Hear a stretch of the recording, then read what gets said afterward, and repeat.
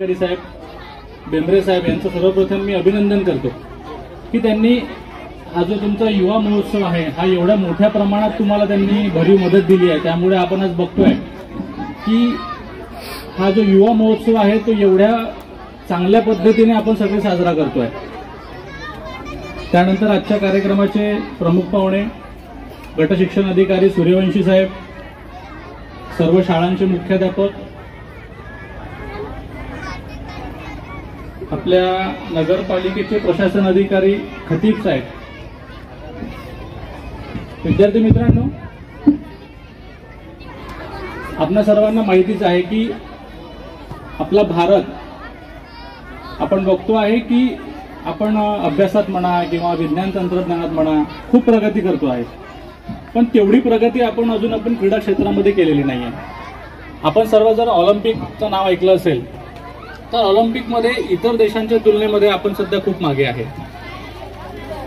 ऑलिम्पिकमध्ये जे सगळे विविध स्पोर्ट्स समाविष्ट आहेत त्याच्यामध्ये आपण अजून तेवढी प्रगती केलेली नाही आहे। आपल्याला फक्त क्रिकेट, बॅडमिंटन किंवा आता नवीन भालाफेकमध्ये नीरज चोप्रांनी पदक मिळवलं आहे, त्यानंतर एक कुस्तीमध्ये आपल्याला बरेचसे पदकं मिळाले आहेत, पण इतर आणखी स्पोर्ट्स जे आहेत त्याच्यामध्ये आपण अजून तेवढी प्रगती केली नाही आहे किंवा आपल्याला त्या स्पोर्ट्सबद्दल अजून माहिती पण नाही आहे।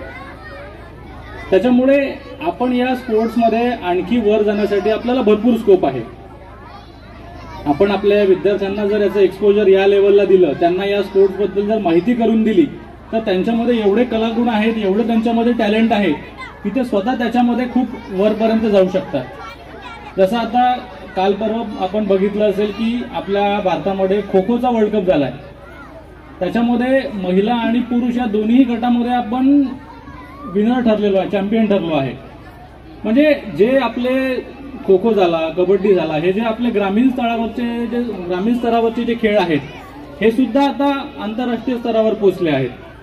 त्याच्यामुळे गरजेचं नाही आहे की तुम्ही फक्त क्रिकेटमध्ये, जसं आता इथे खाली बसले आहेत, कोणी कपिल देव बनलाय, कोणी इरफान पठाण बनलाय, कोणी सानिया मिर्झा बनलाय, हे तर स्पोर्ट्स आहेतच, या स्पोर्ट्समध्ये तुम्हाला चान्सेस आहेतच, पण तुम्ही जे लोकल लेवलला सुद्धा खेळ खेळता त्याच्यामध्ये खो खो आहे, कबड्डी आहे, इतर काही असतील, तर याच्यामध्ये सुद्धा तुम्ही आणखी चांगली मेहनत करून तुम्ही आंतरराष्ट्रीय स्तरावरती स्वतःचं नाव आणि आपल्या देशाचं नाव करू शकता।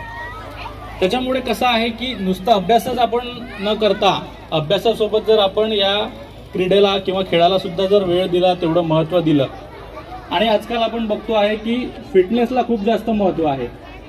फिटनेससाठी आपण वेगवेगळ्या गोष्टी करतोय, त्याच्यामध्ये मग जिम आहे, मग झुंबा आहे किंवा अजून काही गोष्टी आहेत, त्या का कराव्या लागत आहेत?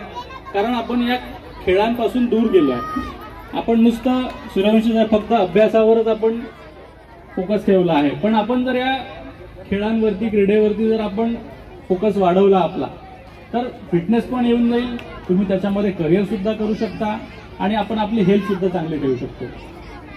या प्रसंगी मी तुमचा फार जास्त वेळ घेणार नाही, कारण सगळे विद्यार्थी आपल्या शाळा आटपून इथे आलेले आहेत।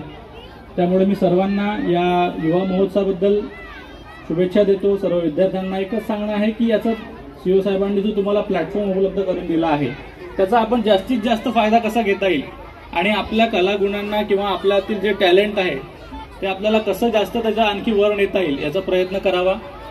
या युवा निमित्तानं जे सगळे स्पोर्ट्स आपण आयोजित केले आहे त्याबद्दल सर्वांनी, आणि याच्यामध्ये एक आणखी सांगतो की स्पोर्ट्स खेळताना फक्त त्याला आपण एक खेळ म्हणून न बघता आपण त्याच्याकडे एक, त्याला काय म्हणतो आपण, टीम स्पिरिट म्हणतो किंवा एक नैतिकतेला आपण समोर ठेवून जे आपण जर सगळ्या रूल्सचं जर फॉलो केलं तर ते जास्त महत्त्वाचं आहे। म्हणजे खेळासोबतच आपल्याला एक टीम स्पिरिट डेव्हलप करायची आहे।